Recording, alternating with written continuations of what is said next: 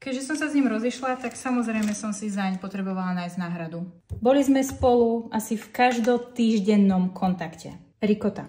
Ale keďže naše životné vízie sa začali veľmi radikálne rozdeľovať, má skoro 200 kalórií, 300 kalórií, 5 gramov bielkovín, 36 gramov bielkovín. Tak preto už nie je v mojom živote. Toto tu je domáci banánový džem, ktorý som nedávno pridávala do zdravodenníka.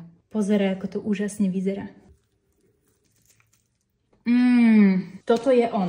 Tento fúzatý. Má hrozné zloženie a ja nemôžem pravidelne jesť niečo, čo obsahuje repkový olej a hlavne tie konzervanty. Proponian vápenatý a sorban draselný. A za to, že ma uchvátil tým, že je celozrný, už mi to skrátka nestačí. A preto som teraz v mojej plackovej ére. Robím si zo všetkého placky, namiesto toho, aby som jedla tortilu. Toto je tá virálna cottageová placka, kde v podstate iba zmixuješ 2 vajíčka s cottajom, dáš to na plech, na papier na pečenie, necháš piec okolo 20 minút. Toto je výborné.